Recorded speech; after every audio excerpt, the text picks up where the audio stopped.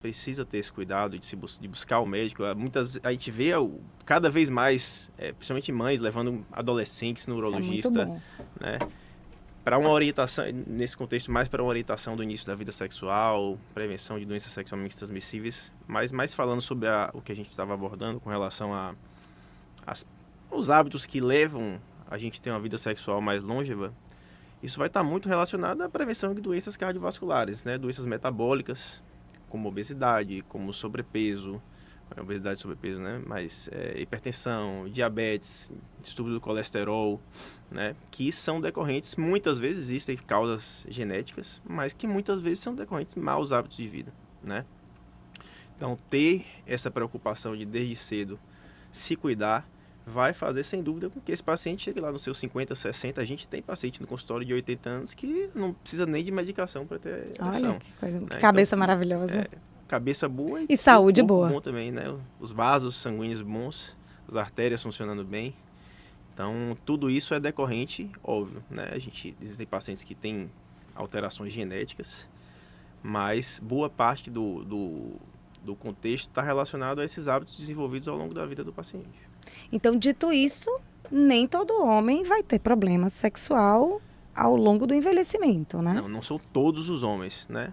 Óbvio que, assim, quanto mais velho você vai ficando, seus vasos vão envelhecendo, sua musculatura lisa não tem mais a mesma capacidade, então o fenômeno da ereção vai se tornando mais difícil, né?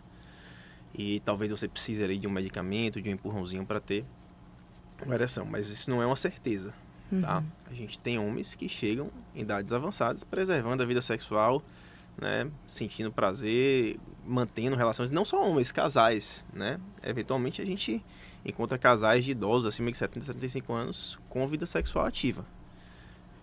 Não é uma regra, né? Não são todos, existem também muitos casais que perdem o interesse ao longo dos anos, mas envelhecer não é sinônimo de ter disfunção sexual. A gente tem uma cultura, né? A população da gente tende a tratar o idoso quase como assexual. Verdade. Isso é uma coisa grande preconceito, um né? preconceito imenso. Muitas vezes no consultório a gente vê que, na verdade, muitos idosos buscam, né? Doutor, e aí? Né? Como é que eu faço para recuperar isso aí? Então, eles não perdem, a boa parte deles não perdem a vontade, não perdem o desejo. Então, buscar desde cedo, traçar estratégias para essa prevenção, assim como valorizar esse sintoma do paciente e tentar dar a ele a melhor qualidade possível dentro das opções que a gente pode ter, é importante, tá? Então, a cultura que a gente tem no país de tratar o idoso como assexual, por exemplo, a gente tem doenças que talvez, por exemplo, chega um paciente com inflamação no testículo. Já vi colegas falando, tira o testículo do paciente tem 75 anos, né? Resolve o problema. Talvez você resolva o problema dele, mas talvez você possa criar outro problema para ele. A gente precisa entender o paciente de uma forma integral e saber, será que aquele paciente se preocupa com isso? Será que isso realmente vai beneficiar esse paciente? Será que não vai? Outra doença muito frequente no consultório, né? Acho que talvez seja o carro-chefe do consultório do urologista, é a hiperplasia prostática, né? Que é o aumento da próstata. Exato. Né? Quase todo homem, com o passar dos anos, vai desenvolver hiperplasia. Alguns vão precisar operar, alguns vão precisar de medicamento, outros não vão precisar de nada. E os tratamentos para a hiperplasia prostática, muitas vezes, né, causam distúrbios sexuais no paciente. Seja perda da libido, seja alterações ejaculatórias, seja até disfunções eréteis, né? Então, entender que esses pacientes querem preservar a vida sexual e customizar o tratamento desses pacientes. Até também, se você paciente fala, doutor, eu não quero ter vida sexual, não tenho mais interesse, você pode mudar a sua estratégia. Né? É importante para que a gente valorize isso. Então, tratar o idoso como assexual, isso é absolutamente errôneo, né? A gente precisa compreender a realidade daquele paciente, né? E tentar fazer com que ele tenha a maior qualidade de vida possível dentro da possibilidade e das condições de saúde dele. Sensacional. E quando você falou que trata, né, as três fases aí da resposta sexual, desde o desejo, ereção até a ejaculação. No caso do desejo, geralmente tem relação com a testosterona mesmo? Tipo, meu problema é só desejo sexual. Eu chego no consultório do urologista, uma reposição resolve minha vida? Porque a testosterona já começa a baixar, o quê? Com 40 anos? Partir? Não existe uma linearidade, né? Não são todos os pacientes que vão apresentar esse déficit de forma mais precoce, mas teoricamente a partir dos 40, 50 anos, alguns pacientes já começam a desenvolver essa fase que a gente chama de andropausa, onde, né, o testículo já não produz mais aquela quantidade de testosterona que talvez seja o suficiente para o paciente manter, né, essa saúde, mas tem pacientes que chegam, como eu te falei, aos 80 anos de idade, cheio de desejo, cheio de vontade, e não precisa tomar, né, 1 miligrama de testosterona. Então, o que acontece? A libido, né, ela é absolutamente multifatorial, né?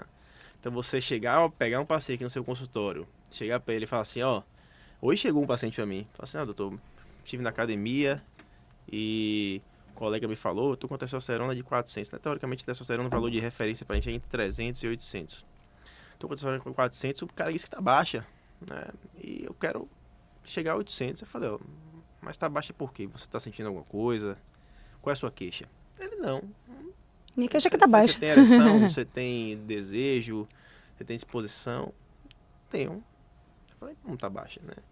Então, o número é só um número. A gente tem que compreender o que está por trás daquele número e o paciente que está por trás.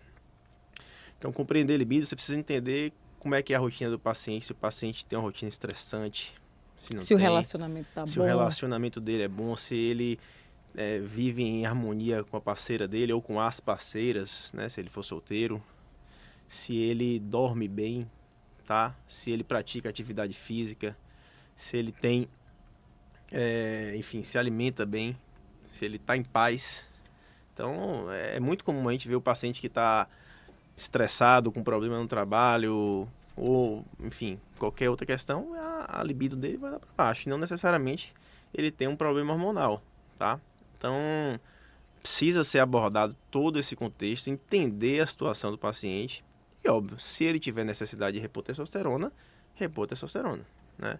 Mas não pode se tratar a testosterona sempre como uma vilã.